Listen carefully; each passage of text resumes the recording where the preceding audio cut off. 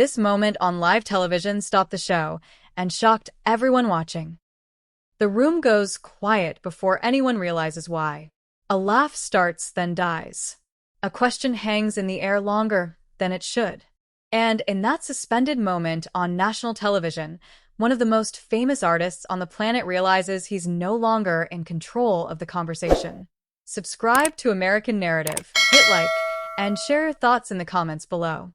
What you're about to hear isn't about a shouting match or a viral meltdown. It's about something far more uncomfortable. A carefully timed question, a pause that felt endless, and a celebrity who walked onto a late-night talk show expecting promotion, only to find himself exposed by the very format he thought he could dominate. When Kanye West sat down across from Jimmy Kimmel, the setting looked familiar. The desk. The band. The easy rhythm of late-night television. This was supposed to be safe territory. Kanye had done this before. He knew the beats. Joke, laugh, promote, exit. But this time, something was different. The tone shifted. The host didn't lean back. The smile didn't fully land. And then came the moment that changed the temperature of the room. To understand why this broadcast mattered, you have to understand who Kanye West was at that point in time. Not just a musician, but a cultural force. A producer who reshaped hip-hop. A fashion disruptor. A provocateur who blurred the line between genius and controversy so often that the line itself seemed irrelevant. Kanye wasn't just interviewed. He was debated, dissected, and endlessly analyzed. Every appearance came with expectations, and every word had consequences. Jimmy Kimmel, on the other hand, represented something very different. He wasn't a hard news journalist. He wasn't a political interrogator by design. He was a late-night host whose power came from tone, disarming, humorous, casual. That was the genius of the format. Guests lowered their guard because it didn't feel like an interrogation. It felt like conversation. And that's exactly why moments like this one can cut so deeply. The broadcast in question came at a time when Kanye was already under intense public scrutiny. His interviews were unpredictable. His statements were polarizing. Fans defended him passionately, critics watched closely, and media outlets knew that any unscripted moment could become a headline by morning. Kanye understood that attention. He often leaned into it. But leaning into attention only works when you're the one steering it. From the outside, the interview looked routine. The audience applauded. The host welcomed his guest. The cameras rolled. There were jokes, references to recent projects, and the familiar cadence of late-night banter. Viewers tuning in expected entertainment, maybe a headline or two, but nothing that would stop the show cold. What they didn't see, at least not yet, was the setup. Because talk show confrontations rarely arrive as confrontations. They arrive disguised as curiosity, as callbacks, as something light. And the most effective questions aren't aggressive. They're simple. They ask you to explain yourself. They hand you the microphone and wait to see if you can hold it without revealing more than you intended. This is where Jimmy Kimmel was at his most strategic.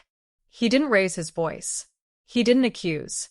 He referenced Kanye's own words, his own public statements, things Kanye had already said elsewhere, confidently, loudly, and without hesitation. And he brought them into a space where there was no editing, no walkback, no PR team stepping in mid-sentence.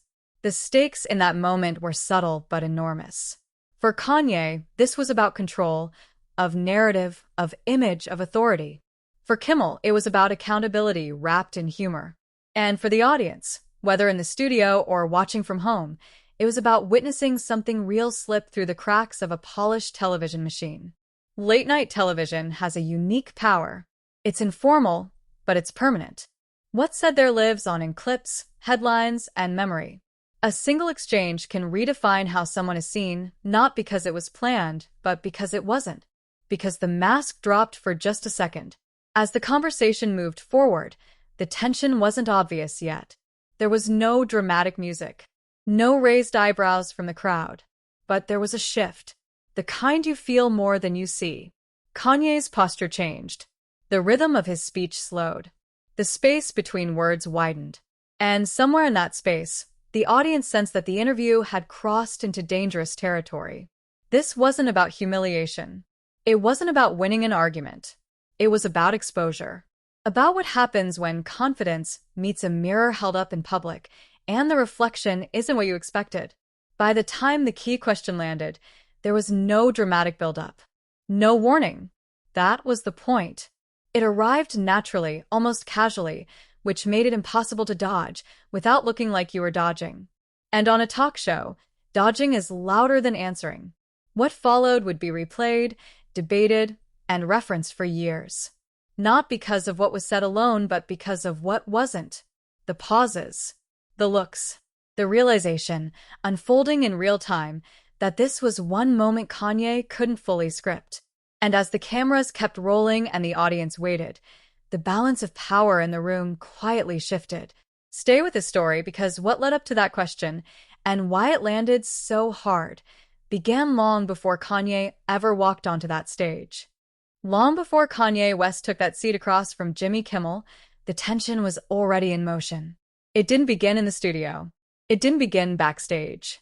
It began in public, in interviews on social media, and in a growing pattern of statements that made even longtime fans pause.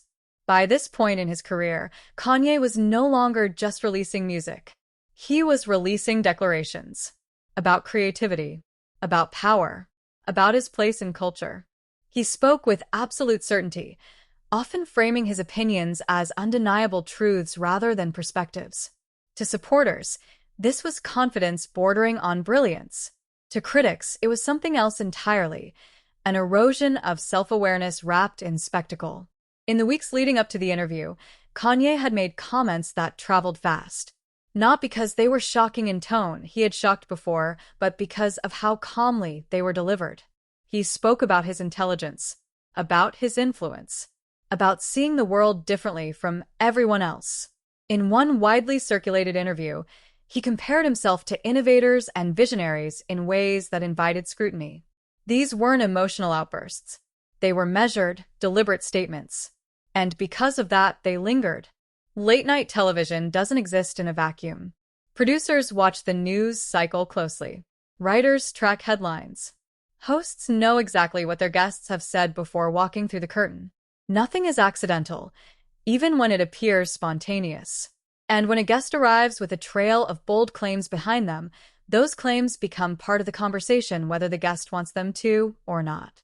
Jimmy Kimmel's show had already demonstrated an unusual willingness to blur the line between comedy and confrontation. Kimmel had built a reputation not just for jokes, but for moments of quiet seriousness that caught audiences off guard. He knew when to let a guest talk, and when to gently press. He also understood something crucial about live television. The most revealing moments often happen when no one raises their voice. Kanye's public image at the time was complex. He was still widely respected for his artistry. His influence on music and fashion was undeniable. But there was also fatigue in the public conversation. A sense that Kanye's statements were escalating, not in volume, but in implication. The more he spoke, the more people wondered where the line was between provocation and belief. This mattered because Kanye wasn't positioning himself as a performer anymore. He was positioning himself as an authority, and authority invites challenge. From a production standpoint, the interview was framed like any other appearance. There was no warning that this would be different. No indication that the tone would shift. That's part of what made it effective. If the audience had been told to expect a confrontation, it would have felt staged. Instead, it unfolded within the familiar rhythms of late-night TV, which made the disruption more jarring when it arrived. Kanye, for his part, walked into the studio confident. He had survived hostile interviews before. He had sparred with journalists who came armed with skepticism. A talk show, especially one built on humor, didn't present itself as a threat. If anything, it offered an opportunity to clarify, to charm, to reassert control over his narrative. But control on live television is fragile. There are no edits, no retakes, no opportunity to refine a thought after it leaves your mouth. Every pause is amplified. Every hesitation becomes part of the story. Behind the scenes, the tension wasn't dramatic, but it was understood. The producers knew the audience was aware of Kanye's recent comments. They knew viewers were curious. And curiosity is the most powerful fuel in television. You don't need outrage. You don't need aggression. You just need to ask the question everyone else is thinking and let silence do the rest. As the show approached airtime, nothing outwardly suggested what was coming. The band played. The audience warmed up. Kanye was announced to applause. He smiled. He waved. He took his seat. The visual language told viewers everything was normal. That was intentional. Because the most unsettling confrontations aren't loud. They're calm. Jimmy Kimmel didn't rush. He let Kanye speak. He gave him space. He acknowledged his achievements. This wasn't flattery. It was grounding. It established credibility. It showed respect. And respect lowers defenses. When someone feels respected, they're more likely to speak freely. More likely to commit fully to what they're saying. As the conversation moved forward, subtle cues began to surface. The questions became slightly more specific. References became more pointed. Still polite. Still conversational. But anchored in Kanye's own words, not external criticism. This is where the pressure began to build. Because when you're confronted with your own statements, there's nowhere to redirect. You can't accuse the interviewer of misrepresentation. You can't dismiss it as media spin. The words came from you. The question is simply whether they still hold up when placed under a brighter light. The audience, even if they couldn't articulate it yet, felt the shift. Laughter became less automatic. Applause arrived later. There was a sense of anticipation replacing comfort. This wasn't awkward yet. It was focused. Kanye's body language reflected that shift. He leaned forward at times, then back. His gestures became more deliberate. He wasn't defensive, but he was alert. The easy rhythm of promotion had given way to something more unpredictable.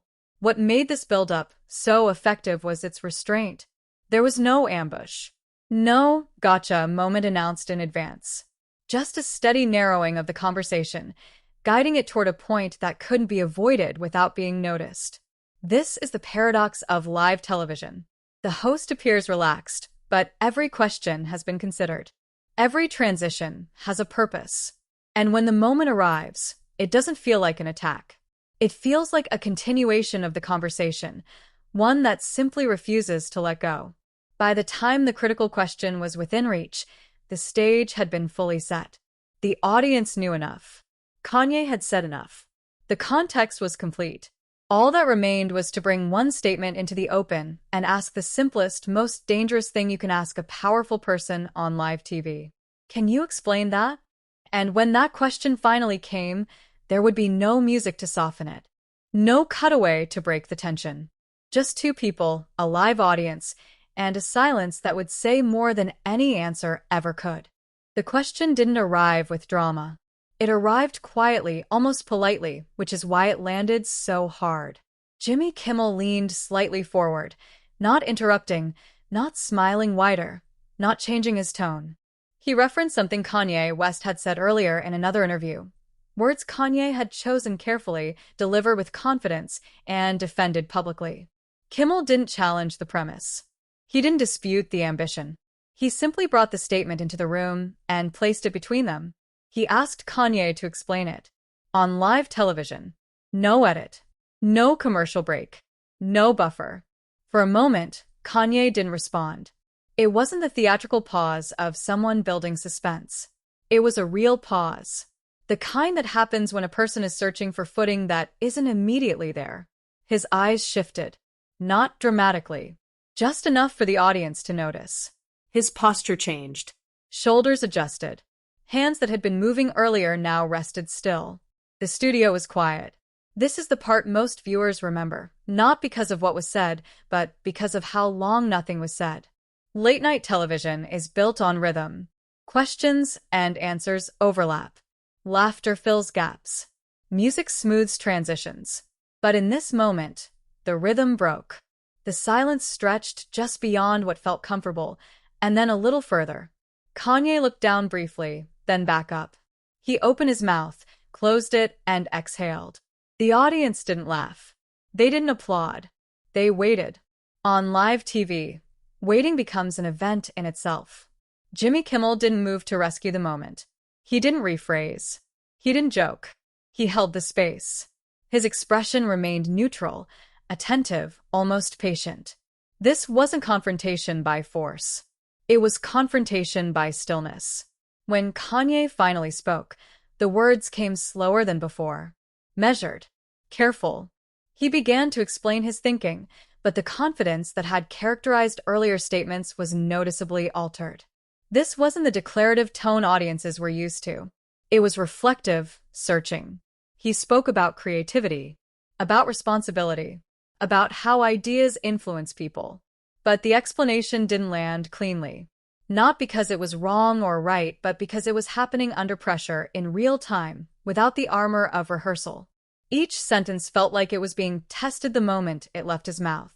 The camera stayed tight. No cutaways. No audience reaction shots to relieve the tension. Viewers at home were placed directly inside the exchange, forced to sit with the same discomfort as the people in the room.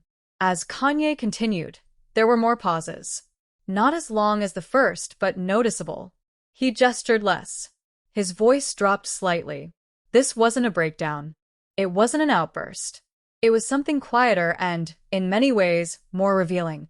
A public figure recalibrating under a spotlight that suddenly felt harsher than expected. Jimmy Kimmel listened without interruption. When he did respond, it was minimal. A nod. A brief acknowledgement. He didn't escalate. He didn't debate. The power of the moment came from restraint, from allowing the audience to draw its own conclusions based on what it was seeing and hearing. The audience remained unusually subdued. A few nervous chuckles surfaced and faded. Applause didn't rush in to punctuate the exchange. People sensed this wasn't a punchline moment. It was something else, an unscripted collision between public persona and public accountability. Kanye finished his response and leaned back slightly, as if testing whether the ground beneath him had stabilized. The silence that followed was shorter this time, but it carried weight. It signaled that something had shifted. Not dramatically, subtly, but permanently. Jimmy Kimmel then did something that sealed the moment. He didn't press further. He didn't pile on. He let the exchange stand as it was. In doing so, he allowed the audience to absorb what had just happened without guidance. No commentary. No framing. Just the raw record of a question asked and a reaction given. This is what made the moment so enduring. There was no definitive win. No verbal takedown. No viral soundbite engineered for replay. Instead, there was vulnerability exposed in a space designed for entertainment, not introspection. And that contrast made it unforgettable. On live television, you can sense when a guest regains control. The rhythm returns. The jokes resume. The conversation moves on. But here, the atmosphere remained altered. Even as the interview continued, there was a lingering awareness that something significant had already occurred. Kanye was still articulate, still composed, but the armor had a visible dent. Viewers weren't watching a character anymore. They were watching a person navigating a moment he hadn't fully anticipated. And that's why the clip spread so quickly afterward. Not because it was explosive, but because it was honest. Because it showed the limits of certainty when confronted with a simple request for explanation. The cameras kept rolling. The show moved forward. But the silence from that question echoed louder than any monologue. And as the segment came to a close, one thing was clear. The live moment was over, but its consequences were just beginning. If you want to understand what happened in the room immediately after, and how that single exchange changed the energy for everyone involved, stay with American Narrative. The shift in the room was immediate, even if no one acknowledged it out loud. As the conversation moved on, the audience adjusted in their seats, not sure whether to clap, laugh, or simply listen.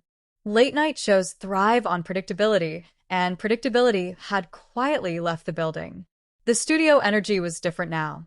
Not hostile, not dramatic, just restrained.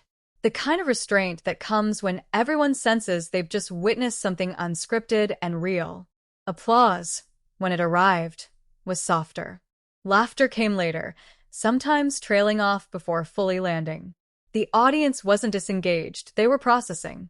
Kanye West remained composed, but observably altered. His posture was more contained. His gestures were smaller. He was still participating, still answering questions, but the earlier expansiveness was gone. This wasn't defeat. It was recalibration. A public figure adjusting in real time to a moment that had shifted the narrative. Jimmy Kimmel, for his part, handled the aftermath with precision. He didn't dwell on the exchange. He didn't circle back or underline it for emphasis. Instead, he guided the show forward, reintroducing familiar late-night rhythms where possible. This was intentional. Drawing further attention to the moment would have turned it into spectacle. Letting it breathe gave it gravity. The band filled space when needed. Transitions were smooth but careful. Kimmel maintained his tone, respectful, steady, controlled. He didn't apologize for the question, and he didn't justify it. The exchange stood on its own merit, unframed and unsoftened. From the audience's perspective, this restraint amplified the impact. When a show acknowledges discomfort too aggressively, it diffuses tension. When it ignores it completely, it feels dishonest. Kimmel found the narrow middle ground, acknowledging the shift without naming it, allowing viewers to sit with their own reactions. As the segment wrapped, there was no dramatic conclusion. No resolution offered. Kanye thanked the host. The host thanked Kanye. Applause followed, polite and sustained, but notably less exuberant than at the start. The energy never quite returned to baseline. Backstage, the moment followed everyone off the set. In live television, there's no immediate replay. There's no instant analysis. But there is awareness. Producers know when a beat lands differently. Hosts know when a silence carries weight.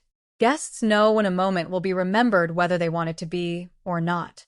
For Kanye, this wasn't the first challenging interview of his career, but it was distinct in tone. There was no argument to push back against. No accusation to reject. Just a mirror held up briefly, then removed. That can be harder to respond to than outright criticism. What changed instantly wasn't Kanye's career trajectory, but the lens through which the public viewed his certainty. The interview reframed recent comments not as abstract provocations, but as ideas subject to questioning. It reminded viewers that statements, once spoken, don't exist in isolation. They travel. They return. And sometimes they come back live, in front of an audience. Media reaction began almost immediately after the broadcast ended. Clips circulated, not accompanied by outrage, but by discussion. Headlines didn't scream. They asked. Commentary focused on the pause, the tone, the restraint. Analysts replayed the exchange, noting how little actually happened and how much was conveyed. That's the paradox of moments like this. Their power comes from what they refuse to do. They don't tell you what to think. They simply present a situation and trust the audience to draw meaning from it. Jimmy Kimmel's role in that aftermath was notable. He didn't issue statements. He didn't frame the moment as a gotcha. By treating it as part of a normal interview, he reinforced the idea that accountability doesn't require spectacle. It requires presence. For the audience in the room, the experience lingered. People later described a feeling of witnessing something rare on late-night television, a genuine pause where entertainment gave way to reflection. No one booed. No one cheered. They listened. As the show moved on to its next segment, the contrast was sharp. Jokes landed more easily again. The familiar machinery of television resumed. But the earlier exchange remained the emotional center of the night, whether acknowledged or not. For Kanye, the immediate impact was subtle but undeniable. Interviews that followed referenced the moment. Journalists framed questions differently. The public conversation shifted slightly, away from what he said and toward how he said it, and how he responded when asked to explain. This wasn't a collapse. It wasn't a turning point in the dramatic sense. It was a recalibration visible to millions happening quietly, in real time. And those are often the moments that last the longest. Because when live television strips away editing and performance, what remains is presence. And presence, once seen clearly, can't be unseen. What would follow in the months and years ahead would only deepen the significance of that night, transforming a single question into a reference point for understanding not just a celebrity, but the power of live, unfiltered conversation. In the days that followed, the clip took on a life of its own, not as a scandal, but as a reference point. Media outlets didn't frame it as a takedown. They framed it as a moment, a pause, A shift. commentators replayed those few seconds of silence more than any sentence that came after. Because silence, especially on live television, invites interpretation. For Kanye West, the long-term impact wasn't immediate fallout. Albums weren't canceled. Appearances weren't withdrawn. His influence didn't disappear overnight. What changed was more subtle and arguably more significant: the public's relationship to his certainty. Before that interview, Kanye's statements often moved through media cycles as proclamations. They were quoted, debated, and reacted to, but rarely interrogated in real time. The Kimmel exchange introduced a new lens, one where viewers saw what happened when those proclamations were brought back to their source and examined calmly, without hostility. That mattered because Kanye had increasingly positioned himself as more than an artist. He spoke as a thinker, a leader, a cultural architect. And with that positioning came a higher standard of accountability. The interview didn't impose that standard aggressively. It simply applied it. Over time, journalists began referencing the moment as an example of how to handle difficult conversations with powerful guests, not by cornering them, but by letting their own words stand and asking them to walk through the logic. Media critics noted how effective restraint could be, especially in an era dominated by shouting matches and viral outrage. Culturally, the moment landed at an inflection point. Audiences were growing more aware of how celebrity platforms amplify ideas. There was a broader conversation forming about responsibility, influence, and the difference between confidence and infallibility. The interview didn't create that conversation, but it crystallized it in a way people could point to. For Kanye, subsequent appearances carried the shadow of that pause. Viewers watched more closely. When he spoke with certainty, there was an unspoken follow-up lingering in the background. Explain that. The power dynamic between speaker and audience had shifted, even if slightly. Importantly, this wasn't about humiliation. It wasn't about winning an interview. It was about exposure to process. The audience saw Kanye think, not just declare. And thinking, especially under pressure, humanizes even the most mythologized figures. Jimmy Kimmel's role in the long-term narrative also evolved. He was cited as an example of a host who understood the potential of his platform without abusing it. He didn't claim credit. He didn't brand the moment. By letting it exist without commentary, he allowed it to age organically, gaining meaning through reflection rather than repetition. Years later, the clip still circulates, not because it's explosive, but because it feels honest. In a media landscape saturated with performance, it stands out as a rare instance of unscripted accountability. No edits, no filters, just a question, a pause, and a response unfolding in real time. That's why this moment still matters today. It reminds us that live television, when used thoughtfully, can cut through noise without raising its voice. It shows that confrontation doesn't have to be loud to be effective, and it underscores how quickly control can shift when words are taken seriously. For viewers, it's a lesson in attention, in listening not just to what's said, but to how it's said, and what happens when someone is asked to slow down and explain themselves without a safety net. For celebrities, it's a reminder that platforms amplify everything, including pauses, especially pauses. And for media as a whole, it's proof that some of the most powerful moments aren't planned climaxes, but quiet intersections where narrative, timing, and presence collide. If you value stories that go beyond headlines, that examine culture with patience and clarity, subscribe to American Narrative. Like this video, share it with someone who appreciates thoughtful storytelling, and leave a comment with your perspective on this moment, because the most important conversations don't end when the cameras stop rolling.